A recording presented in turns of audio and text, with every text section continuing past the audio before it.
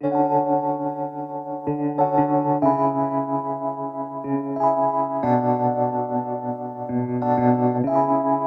keep telling this every time I come on stage, that engineers are very bad marketeers. They make a world of difference, but they forget to talk about it. If you were to talk to a doctor, talk about a doctor, they're saving lives, they're seen up there, lawyers are winning cases. Engineers are there most of the time. Hi everyone, I'm Katragadda. I was a final year student from IET Bangalore when I had applied for the IET scholarship. Currently I've graduated and I'm currently working. So the entire process of IET has been an amazing learning opportunity, a great journey, and I'm really happy as to how it turned out. So thank you so much for the wonderful opportunity. So how do you feel about being shortlisted for this award, scholarship award? In both the rounds, when I was shortlisted, How was your experience? I was absolutely amazed and really happy with how it turned out, and it definitely lit that light in me, saying that okay, there is more to learn, there's more experiences coming up, so get ready and work harder so that you can move forward. So I think that's something. Now, what about future plans after this? Future plans, one of them is definitely to build upon the idea that I had presented before.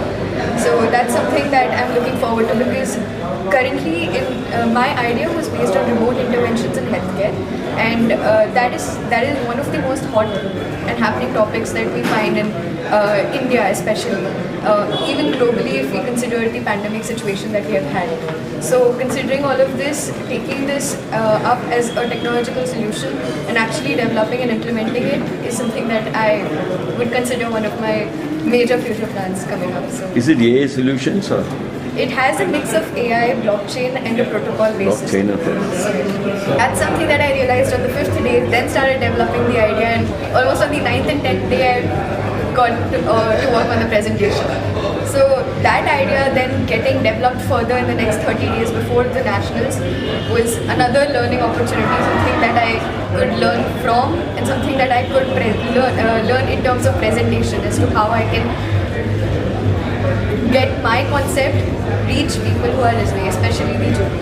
So the IET was formed in the UK. We're a for-purpose organisation that shares knowledge around the world amongst engineers. So we have a social purpose which we describe as engineering a better world.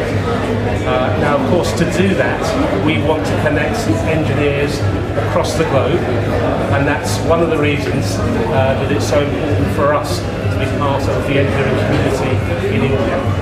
So we do a large range of activities. We are an academic publisher, we run education programs, we run conferences and events, but most importantly we bring together members of the community within the IET, both in terms of individuals, corporates, academic institutions and government.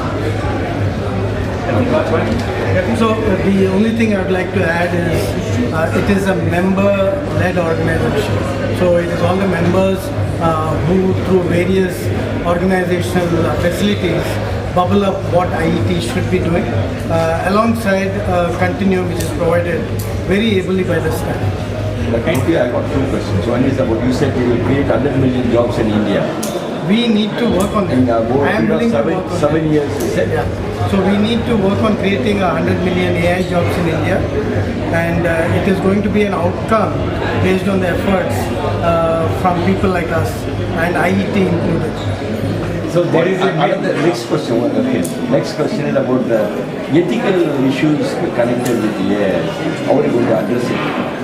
So we have had the opportunity in various engineering developments to think about it and address it. So if you look at nuclear, right, so there is enough ethical aspects of the end use of nuclear. So there is enough ethical aspects about the end use of AI. So we are going to be able to bring in all the engineering knowledge, the policy knowledge, the financial implication knowledge, and deal with that kind of aspects. So there are going to be very many new areas as well, and that's where we need to bring in creative people, sociologists, in addition to technical people and policy makers to be able to address it. That's why you already have seen movement with the US hosting the Safe AI Summit. Biden has signed an executive order on similar lines. India has had several inputs from NASSCOM, from CII, and from IET included on what needs to be done. And India knows what it's doing as well. Like I said, India's focus even on ethics should be that we do it ethically but create 100 million jobs. Now, IITs and all these institutions, they will also be connected to that to find out solutions for issues. So they will be central to it as well. Yeah. They will be central to it as well, but industry needs to play a role. Organizations like IET, IEEE need to play a role, and the social entrepreneurs, because there's a lot of AI going to be happening in the social sector, not just corporations. There is a common complaint that there is a gap between of the skill setup. It's always there.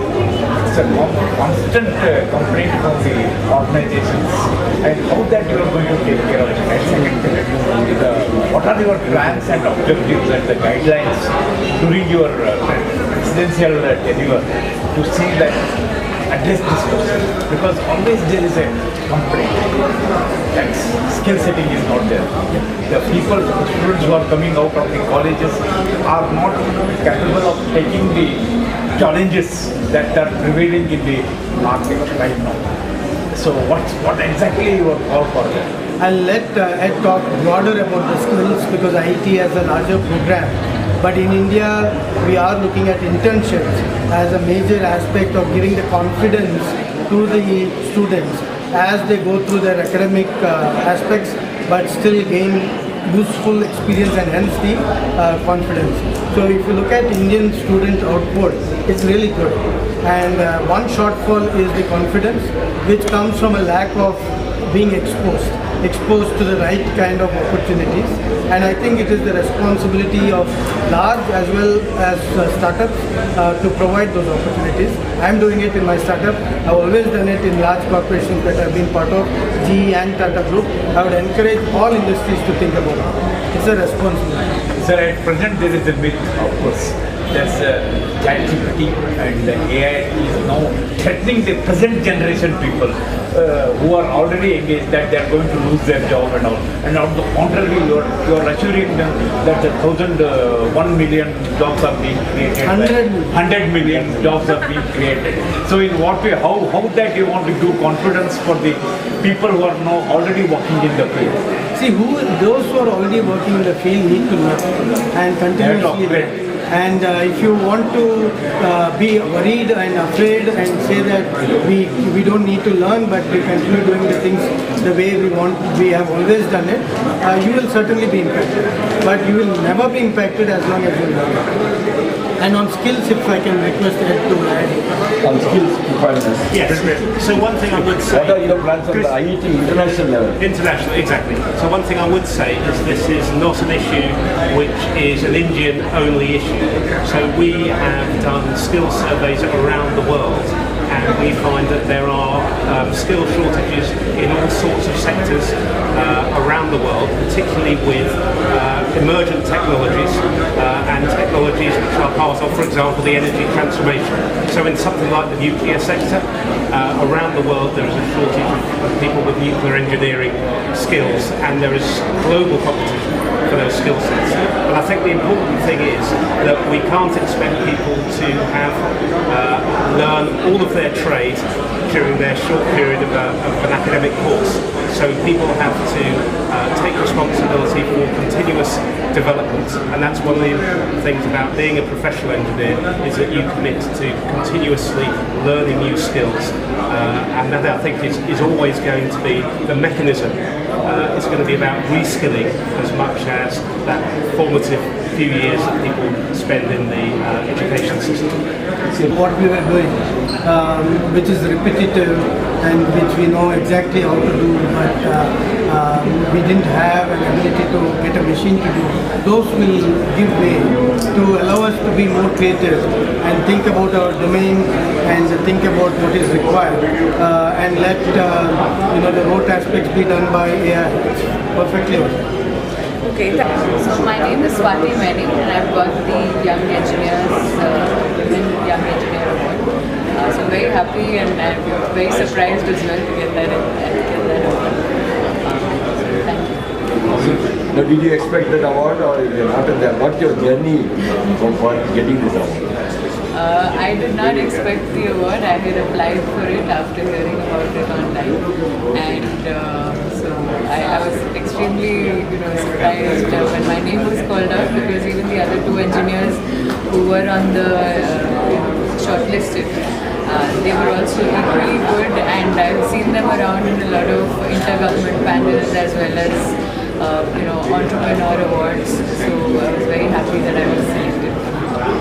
Sir, madam, every award brings with expectation and responsibility. So in what way that you are going to influence the women in the tech industry, tech sector, Right. tech sector? Yes.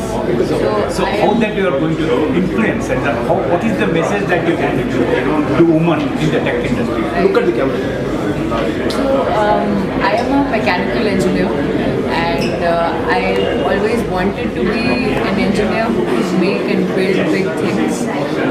So that's the reason why I chose that as my field. And before that, I wanted to go into aerospace as well. So then my journey was, really taking up exactly what I wanted to learn, what I wanted to do, and incorporating that in all of the projects that were coming up, and actively sign up for the most difficult projects throughout my education, and then also throughout my career. So rejecting positions where managerial positions were coming up, but choosing engineering to try and solve more and more problems. And even with my entrepreneurial journey, I want to pick up renewable energy which could be sustainable and more predictable as well. So that's where I chose hydro as a sector, and then how I could make that predictable and a base load source of power. So that's been my whole journey so far, and throughout my past 2 or 3 years of being an entrepreneur, a solopreneur, I would like to encourage more and more girls to take up their dreams and actually act on the things that they think about, because it is not very difficult, and you can actually achieve a lot of the